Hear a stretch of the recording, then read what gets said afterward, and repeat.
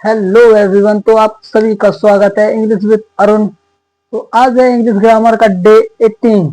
तो इसमें हम कवर करेंगे प्रेजेंट इंडेफिनिट टेंस या प्रेजेंट सिंपल। तो हमने पिछली क्लास में टेंस की बात की थी। टेंस कितने प्रकार के होते हैं? टेंस 3 प्रकार के होते हैं, present, past, future. Present, past, future और इसके पार्टों की बात की थी। Indefinite, continuous, perfect, perfect continuous. और इनके रूल जाने थे, पॉजिटिव या अफर्मेटिव और नेगेटिव और इंट्रोवेटिव।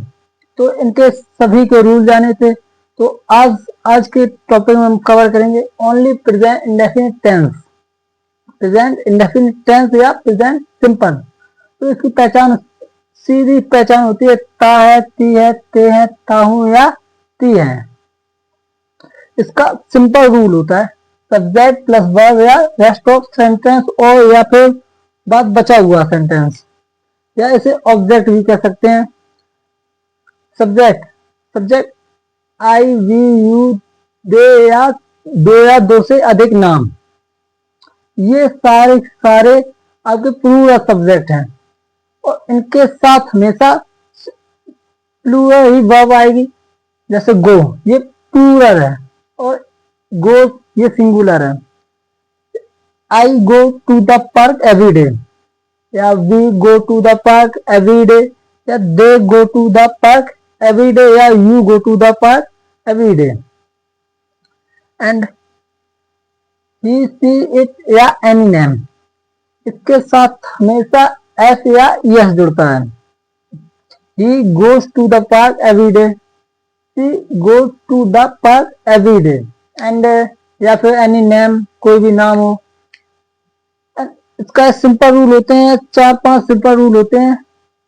पहला, to expire habit and customs, जो आपकी हैबिट्स को दर्शाते हैं। जैसे आई ब्रश माई टीथ, मैं ब्रश करता हूँ अपने दांतों को।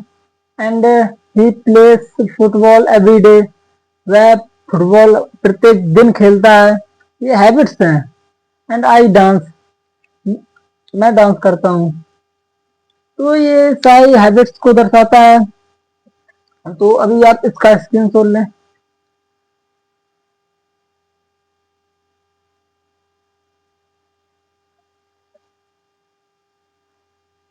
एंड सेकेंड रूल जान लेते हैं, टू स्टेट फैक्ट्स और जनरल ट्रूथ, या जनरल ट्रूथ ये कभी बदले नहीं जा सकते, या फिर इनमें चेंज नहीं किया जा सकता। जैसे the sun sets in the west, सूर्य पश्चिम पश्चिम में डूबता है, ये निश्चित है, तो इसे बदल नहीं सकते हम। And the earth revolves around the sun, पृथ्वी सूर्य का चक्कर लगाती है, ये निश्चित है कि चक्कर लगाती है, इसे आप चेंज नहीं कर सकते हैं। And second, third, to tell jokes and story और टू रिपोर्ट्स स्पोर्टिंग या events in real time newspaper या हेडलाइन, जोक्स बताने के लिए, एंड स्टोरी हो या रिपोर्ट्स या स्पोर्टिंग या खेल कूद जो भी हो, या इवेंट्स या रियल टाइम। अदरवाइज जैसे the cat cat catch the mouse and run away, बिल्ली ने चूहा पकड़ा और भाग गई। And fourth, to relate future plans, जब आप कोई फ्यूचर प्लान बनाते हैं, जैसे रिगार्डिंग प्रोग्राम्स और time table. The movie start at 6 o'clock, movie 6 बजे स्टार्ट होती है, ये फ्यूचर प्लान है। तो the train leaves eight 5 o'clock, train 5 बजे छूटती है। तो ज्यादा कुछ नहीं होता है इसमें, तो आप इसका स्क्रीनशॉट लें।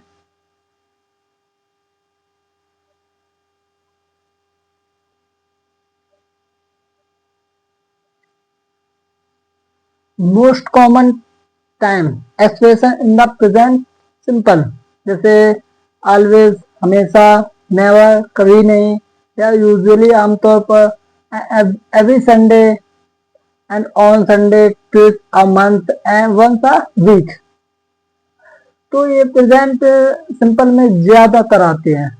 मोस्टली ये यूज होते हैं, जैसे I always go to the market on Sunday, मैं हमेशा बाजार जाती हूँ संडे को। एंड एवरी एवरी संडे, प्रत्येक Sunday I go to the market, मैं बाजार जाता हूँ। एंड अब देख लेते हैं इसका निगेटिव निगेटिव सेंटेंस कैसे कैसे बनाते हैं। तो इसका साधारण रूल होता है subject, helping verb plus not और मेन वर्ब फिर ऑब्जेक्ट। जैसे subject I we you they two और मोर नेम्स, तो ये आपके सब्जेक्ट होंगे। हेल्पिंग वर्ब डू नॉट या डोंट, इसे कंबाइन करेंगे तो डोंट होगा और इसे अलग करेंगे तो डू नॉट होगा। मेन वर्ब जैसे गो, मेन वर्ब होते हैं आना जाना, खाना पीना, रोना धोना आदि, ये सारी सारी आपकी मेन वर्ब होती हैं। और फिर ऑब्जेक्ट टू द पार्क, यानी पार्क में। I do not go to the park, मैं पार्क में नहीं जाता हूँ।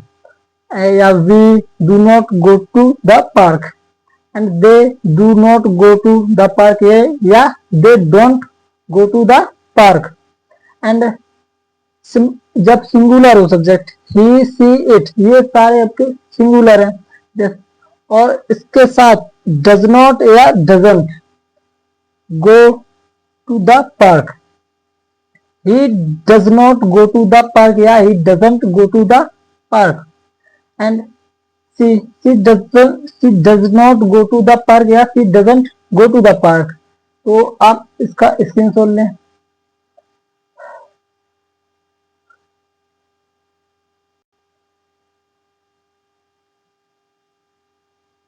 अब बात करते हैं इंटेरोगेटिव सेंटेंसेस।